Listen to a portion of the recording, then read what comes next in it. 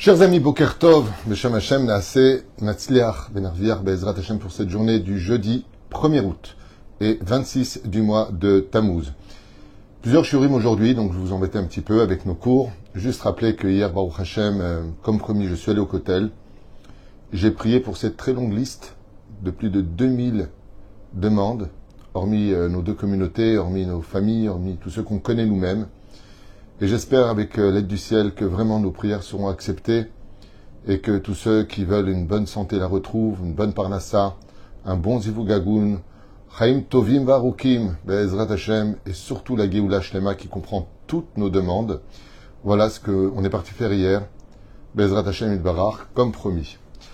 Et une fois de plus, je tiens à remercier du fond du cœur tous ceux qui nous soutiennent avec de grands ou petits moyens, parce que s'il n'y a pas d'essence, on ne peut pas rouler, ce qui fait que tout notre mérite ici, c'est le vôtre. Je suis racheté ce matin pour le premier cours de la journée, il y en aura deux de suite, l'un après l'autre, par Cathy Sanderovic, si je prononce bien, Tuile, pour la Refoua Shelema et urgente, pour une petite fille de 11 ans, Mikabat Adi, pour qui, Be'ezrat Hashem Itbarach, on souhaite une très très grande Refoua Shelema, Refoua Tanefesh, Urfoua Tagouf, Iratson, que le mérite de notre étude, Ta'amoda Lesrout, Be'ezrat Hashem, qu'elle se trouve, Be'ezrat Hashem, très très vite en bonne santé, Betismach Liba. On pensera aussi à tous nos otages, bien sûr, tous les blessés, toutes les personnes malades de notre peuple, la liste est longue, les Nishmat Kol, Mété Israël. Et on commence ce shiur qui, à mon avis, vous intéressera tous, en tout cas je le pense, puisque nous allons traverser avec l'aide d'Hachem un sujet qui s'appelle une vie autour de la nourriture. Effectivement, quand on voit dans la Torah la globalité des choses, tout démarre d'un point. Et de ce point-là, nous allons rebondir au fur et à mesure des siècles à travers énormément d'événements où on sera toujours autour d'une table en train de manger. Je le dis d'ailleurs souvent en rigolant, mais d'être juif, synonyme, passer son temps à manger. C'est ce que dit le Ben Ishraï. Et on pourra constater qu'effectivement, c'est comme ça que ça se passe, mais avant cela, plongeons d'abord dans la première histoire du premier homme et de la première femme. Dieu crée Adam et Ève. Chez nous, les Juifs, on croit en cela. On n'a pas besoin de l'homme de Cro-Magnon, l'homme de Néandertal. On n'a pas besoin de tout ça, même si la Torah ne contredit pas le fait qu'il y ait eu des hommes singes. C'est marqué dans la Gemara, dans Masechet Sanhedrin, à la page 109, ou Masechet Brachot. Lachen Be'ezrat Hashem, page 55. Lachen Be'ezrat Hashem, ce n'est pas le sujet. Mais quand on voit quand l'homme et la femme ont été créés, qu'est-ce que Dieu leur demande? Quel est le but de la création de l'homme? Réponse incroyable de la Torah. Achol tochal. Nicolas Sassadé. Mange, tu mangeras de tous les arbres du jardin d'Éden. Ce qui fait que l'homme, tel qu'on le voit dans la Torah, a été créé pour manger. Le but de l'homme, le but du corps, les globules rouges, les globules blancs, la façon dont nous vivons, la façon de faire grandir l'enfant, va nous faire comprendre que le but de ce monde, c'est que si tu ne manges pas, tu ne bois pas, tu meurs. Nous sommes dépendants de quelque chose d'incroyable. Et pour rebondir sur cela dans la Torah, on lira Ki lo ala lechem levado yichya Adam, mais que la nourriture n'est pas suffisante. Et la kol motzi mipiv, tout ce qu'il sortira de sa bouche. C'est-à-dire que chez nous, les Juifs, ce n'est pas suffisant de consommer, de manger, mais ce qui compte, ce sont les bénédictions que nous prononçons avant et après. Et pourquoi ça compte?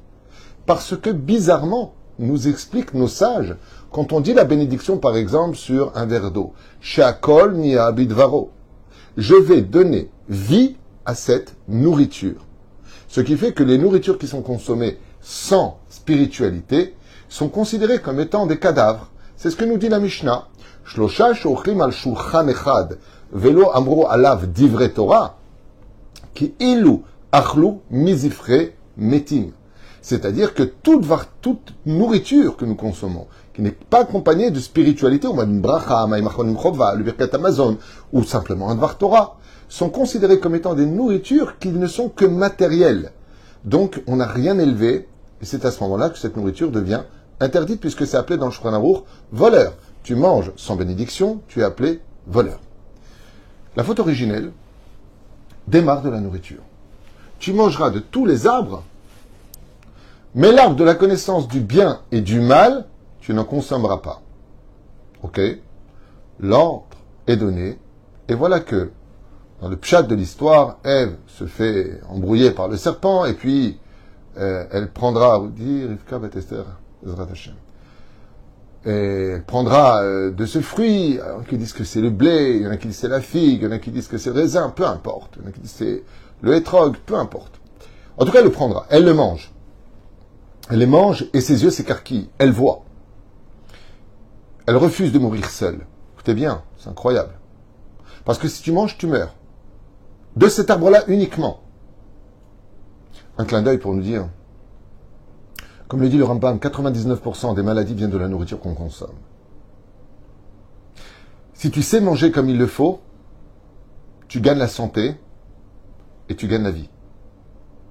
Si tu ne sais pas manger comme il faut, tu manges trop. Ou tu manges pas assez. Tu manges pas comme il faut, tu rejoins la mort plus vite. C'est ce que dit le Rambam dans Ilchot Deot. À un tel point que le Rambam nous dit qu'il faut toujours laisser un quart. Donc je mange 3/4. Ou 2/3. Savoir manger, savoir réussir à être juif. Et la reine, dans la faute originelle, Dieu nous dit, tu peux tout consommer, sauf cet arbre-là. Ce qu'il aurait fallu faire, c'est consommer d'abord de l'arbre de vie. Et une fois que tu avais consommé cet arbre de vie, tu aurais pu rejoindre l'arbre de la connaissance du bien et du mal, car ça t'aurait été permis à ce moment-là. L'interdiction de ne pas consommer de l'arbre de la connaissance du bien et du mal n'appartenait qu'à une question d'heure, non pas une question d'éternité.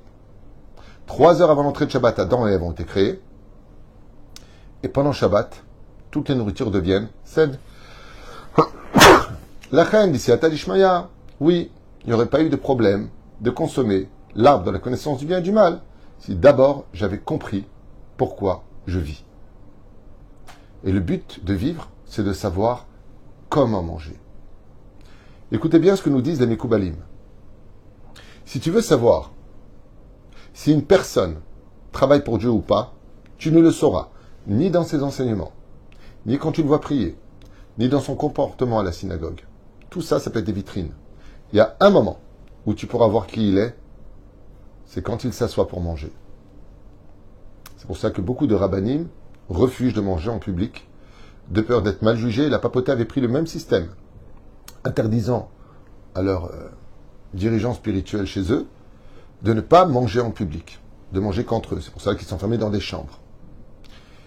Mais la reine, savoir manger peut même rendre une personne plus qu'agréable dans sa façon de se comporter, d'en laisser aux autres, de manger doucement, de prendre le temps d'avaler. Mais regardez ce que dit le Shulchan Aruch. Une personne qui prend de la nourriture en marchant sur le trottoir, mais il marche, et il mange en même temps, il ne peut pas être témoin. Il est pas saoul, il a un problème. Maria. Lama, parce qu'il est Gareban, il est, glouton. Et la reine, il y a une paracha entière du Ben Ishraï qui explique comment se comporter à table. Des sujets que j'avais déjà expliqués dans d'autres shiurim. On ne met pas les coudes, on ne fait pas ceci, on ne fait pas cela. Je ne parle pas de Madame de Rothschild, je parle du Ben Ishraï, l'Elef Al-Faf d'Alim, qui nous dit que comment manger à table, comment se tenir à table, exprimera ton niveau de contrôle et de ta spiritualité. Manger, oui, mais de quelle façon? La Mishnah dans Masechet Avot nous dit Marbe Bassar, Marbe Rima. Manger, c'est bien. Et c'est important. Puisque ton judaïsme va tourner autour de cela. Mais hormis les fêtes et le Shabbat, où tu peux manger à satiété, pendant la semaine, il faut laisser une partie insatisfaite pour être en bonne santé. Pourquoi? Le Ben Ishraï nous dit, parce que la semaine, il y a du bon et du mauvais dans ta nourriture. Le Shabbat et le Yom Tov, il n'y a que du bon dans ta nourriture. Donc, comme le disait d'ailleurs le Rabbi de Lubavitch, Zecher Tzedik Vekadosh Ivracha, la semaine, on dit quand quelqu'un mange la vriout. La vriout, bonne santé. Et le Shabbat, on lui dit Bete Avon, bon appétit. Car la semaine, il faut manger en faisant attention à sa santé, car pas toutes les nourritures seront bonnes pour nous. Tandis que le Shabbat, la nourriture est bonne, même s'il y a un peu de graisse, même s'il y a un peu de ceci. Comme le disait Baba Salé, même ceux qui ont mal à l'estomac, quant à la nourriture du Shabbat, étant donné qu'elle est cachère, qu'elle est saine, qu'elle a été faite en l'honneur du Shabbat, Dieu met un tavlin, une espèce d'épice qui donnera ce médicament capable de soigner nos maladies. La reine, la Mishnah nous dit, fais attention, trop manger nourrit ton Yetzer Hara. Plus tu seras gros, et plus les vers te consommeront dans la tombe. Marbe Bassar, Marbe Rima. Plus il y aura de graisse, plus il y aura de vers. Pour nous dire, fais attention de manger uniquement les Shem Shamaim. Car, si tu ne manges pas les Shem Shamaim, sache que si tu manges que parce que c'est bon, parce que tu kiffes, parce que toi, il n'y a que du toi, alors sache que cette nourriture nourrit ton Yetzer Hara. Et c'est pour cela que, tout comme dans nos fêtes juives, nous mangeons constamment, toutes les fêtes juives tournent autour de la table. Même un deuil, lo alen velo lechem, Seudat Avra. Mais la reine, étant donné que tout tourne autour de cette Seudat Mitzvah, alors ça nourrit notre Yetzer Hatov. Mais si maintenant, je venais à manger, uniquement parce que je veux trop manger de façon glutine, je ne sais pas si ça se dit, mais en tout cas, de façon débordante, ah ouais, donne-moi encore, j'ai trop kiffé, c'est bon, donne. Il est impératif de profiter de ce monde, mais il faut profiter avec Dieu. Et donc, Dieu nous demande de faire attention à notre santé. Donc, mange, oui, mais avec respect de ton corps et des besoins de ton corps. Comme le dit le Rambam, ne mange pas ce qui est bon uniquement pour ton palais, mais mange ce qui est bon pour ta santé. Je me souviens qu'une fois, j'avais vu Rabbi Moshe Deri Zatzal manger du cardon. Alors, je ne savais pas vraiment ce qu'il mangeait, je pensais que c'était du céleri, j'aime bien le céleri. Et quand j'ai mis, en lui demandant un bout, dans la bouche, je me dis, mais c'est pas bon, c'est amer. Il m'a dit, oui, mais c'est très bon pour la santé. Et j'ai appris de ce geste-là, en mangeant ce cardon, qui n'était pas forcément bon au goût, mais qu'il était bon pour ma santé. Manger pour sa santé, c'est une façon de respecter son corps, donc de dire à Dieu, je veux vivre. Vetishmeru al nafshotechem. Faites attention à vous. Me'od. Vous ferez très, très attention. Au sage de dire pourquoi très, très attention. Très pour l'âme, très pour le corps. Faites très attention à votre âme, faites très attention à votre corps. Et c'est pour cela que, effectivement, d'un autre côté, on constatera que pour réparer les fautes que nous avons commises, la fête juive est empreinte de repas. Mais les réparations de nos fautes sont empreintes de jeûne. Le jeûne du mois de Tevet, de Guédalia, de Esther. Vous regarderez bien. Le 17 Tammuz, le 9 Av, le Yom Kippourim, qui vient faire réparer la faute du veau d'or. Dès qu'il s'agit de réparer quelque chose, bizarrement, c'est là qu'on arrête de manger. C'est-à-dire que cesser de manger et de boire constitue de faire taire le corps pour mieux retrouver son âme. À méditer.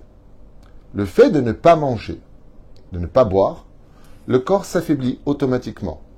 Il s'amincit automatiquement. Et il laisse une expression beaucoup plus large et beaucoup plus évidente à l'âme. Comme l'explique nos Chachamim. C'est que des fois, quand on est trop matérialiste, il est bon de faire moins de repas pour mieux retrouver son âme, car l'âme est étouffée par trop de nourriture. Et cette recherche-là, d'ailleurs, est très intéressante pour la maladie qu'on appelle l'anorexie mentale, sujet qu'on abordera certainement dans quelques instants. Mais en tout cas, juste pour comprendre que éliminer son corps permet de mieux retrouver son âme. On voyait, vous savez, que beaucoup de grandes sadikim, comme Baba Salé, comme le Gaon de Vilna, comme le Baal Shem Tov et bien d'autres, ne mangeaient pas toute la semaine. Ils jeûnaient toute la semaine.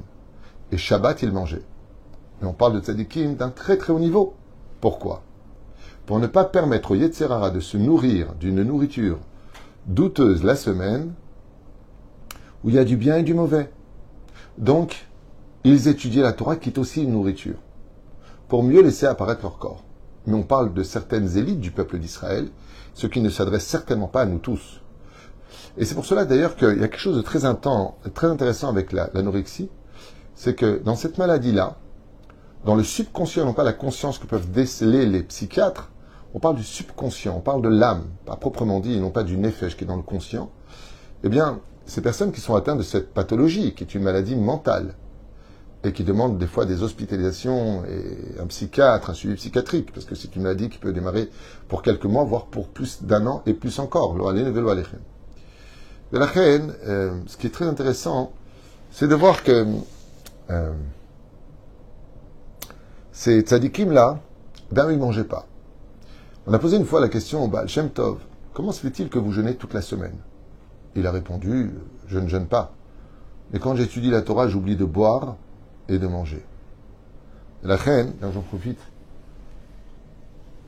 je m'étais préparé un café.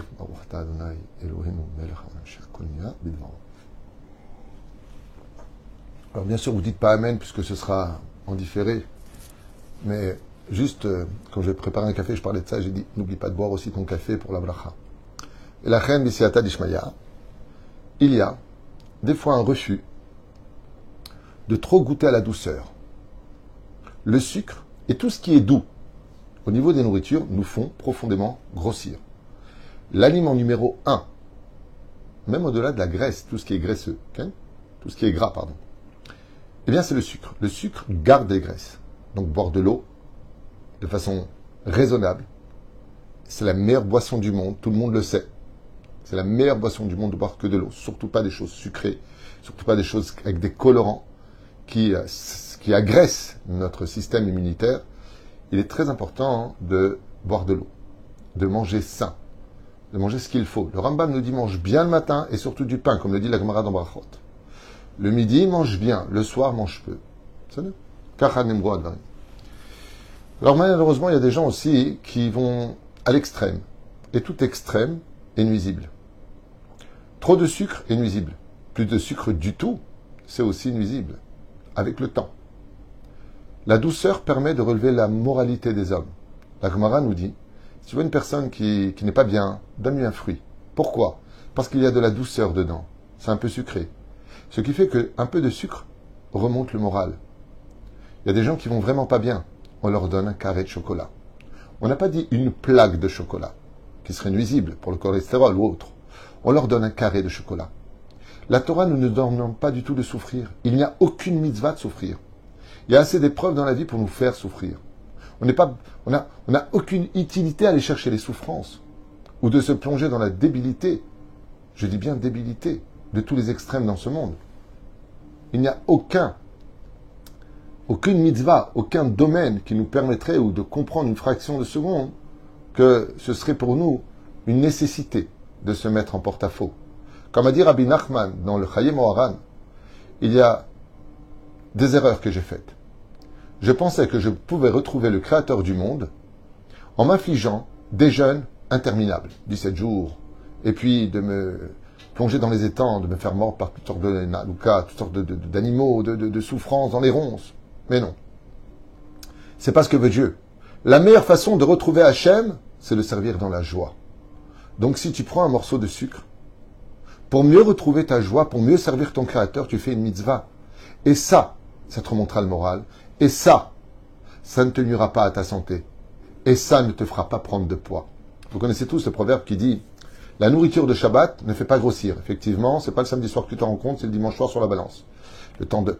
Aval, en réalité, ce qu'on veut dire par là, c'est que même le poids que tu prends en mangeant les Shem Shamaim ne nuira jamais à ta santé. C'est dans ce sens où on dit les choses. Quelqu'un n'attrapera jamais du cholestérol ou du mal s'il mange les Shem Shamaim pendant Shabbat en l'honneur du Shabbat. Car la propriété du roi le protège. La perte de poids inexplicable annonce souvent une maladie. Elle peut être physique, elle peut être mentale.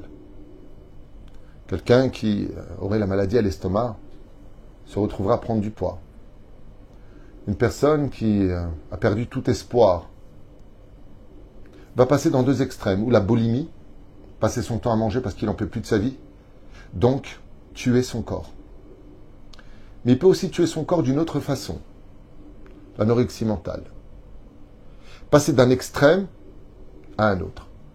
Alors pour ceux qui ne savent pas, cette terrible maladie qui peut emmener à la mort, que Dieu nous protège, l'anorexie mentale. Il y a plusieurs sortes d'anorexie, mais on va s'adresser à celle qui est essentiellement mentale, basée sur l'obsession et le traumatisme du surpoids.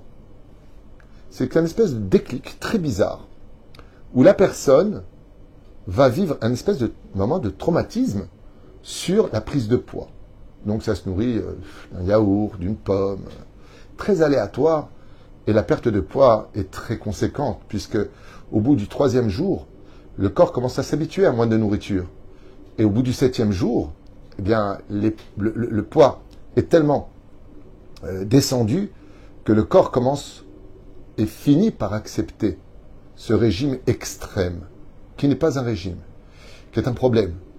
Un problème qui laisse des fois apparaître uniquement la peau sur les os et qui peut même exiger des fois une hospitalisation psychiatrique, car on parle ici d'un problème mental où la personne passe son temps, écoutez bien, c'est très important de le comprendre, pas dans tous les cas, mais c'est une personne qui vit obsessionnellement sur la nourriture, de ne pas manger de nourriture, et qui va déformer sa vision de son corps à l'opposé de ce qu'il devrait être. C'est-à-dire que quand une personne anorexique se regarde dans le miroir, par exemple, il est tout maigre. On dit, mais t'as plus rien. Mais lui, il va dire, mais tu plaisantes, regarde. Il va lever un bout de chair, un bout de peau, qui est encore sur lui, en disant, oh non, j'ai encore du poids à perdre. Parce que sa torpeur, sa peur, son angoisse, c'est la prise de poids. Il est traumatisé par la prise de poids. Il en fait une obsession, au point d'en être dégoûté. Et il va créer une pathologie psychique incroyable. Ça ne passe pas. Je ne peux pas. Tu viens pour lui donner à manger.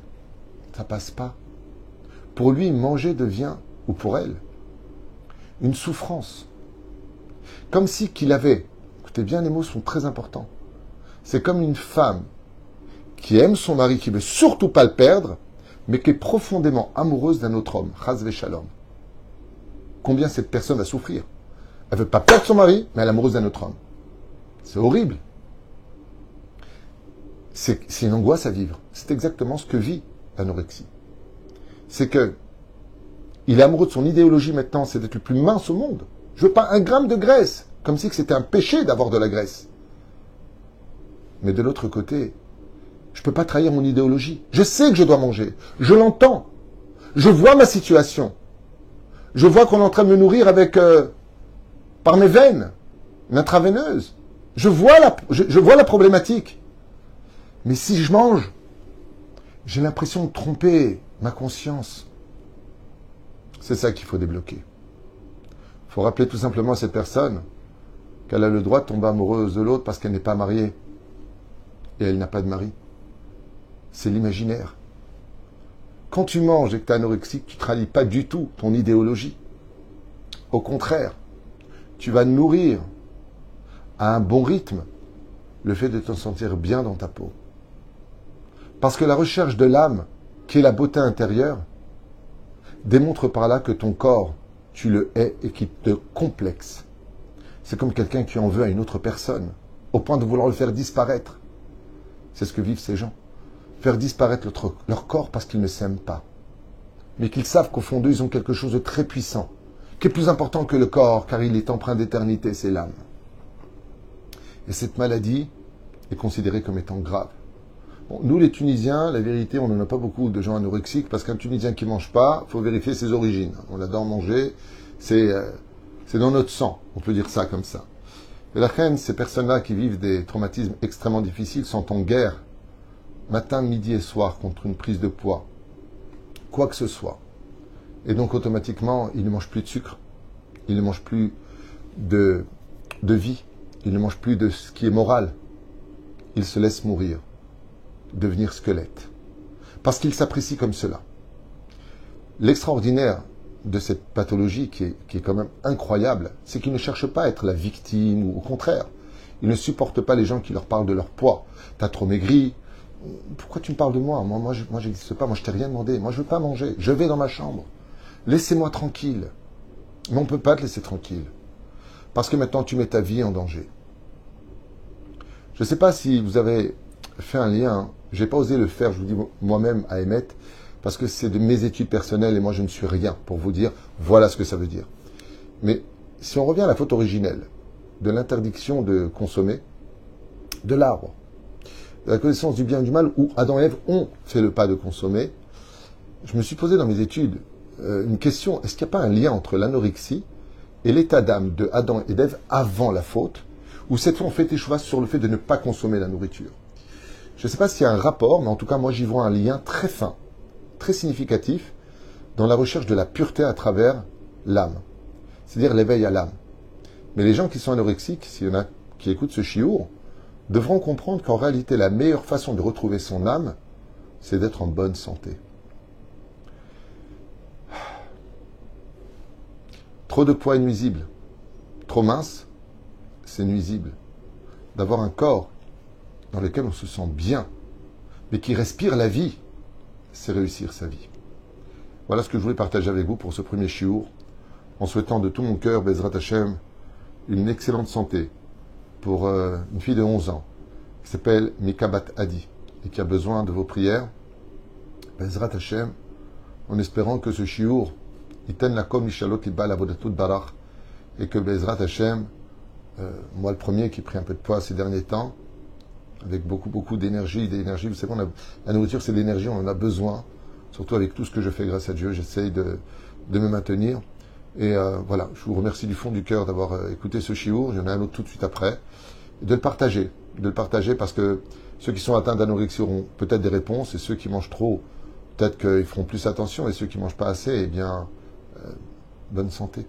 Voilà ce que je voulais partager avec vous. Encore un tout petit mot, si je peux me permettre de m'adresser à vous. Bezrat Hashem Yitbarach, on a vraiment beaucoup de demandes d'aide. La vraie film, c'est très difficile en ce moment. Il y a vraiment une chute de 70% des dons. Je suis pas inquiet.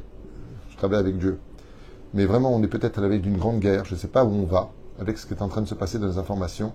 C'est Daka Tatil Mimavet, ceux qui peuvent aider. Petit à petit, comme on dit, les ruisseaux font des rivières. Donc, Tavo Lechem Bracha. Vous pouvez prendre un avraire, même mettre 4 pour prendre un seul avraire. Vous pouvez prendre une journée d'études, vous pouvez prendre une semaine d'études. Ceux qui peuvent partager Bezrat Hashem, ceux qui peuvent aider. La seule chose que j'ai à vous dire chez nous, c'est deux choses. La première, c'est qu'on travaille que les Shem Shamaim Behemet. Et la deuxième, c'est que l'argent qui nous est donné est intégralement donné et retransmis. On vous le fait passer dans le monde futur. J'ai pas l'habitude de demander, j'ai pas l'habitude de faire des appels, mais je ferai peut-être une vidéo sur le sujet. C'est juste un clin d'œil pour ceux qui peuvent aider. Toda Rabba, et ceux qui ne peuvent pas aider, mamash, le sourire amplement suffisant. J'aimerais très bien tout de suite pour un... non, je vais faire plus tard le chiot. Il est déjà tard, alors à tout à l'heure.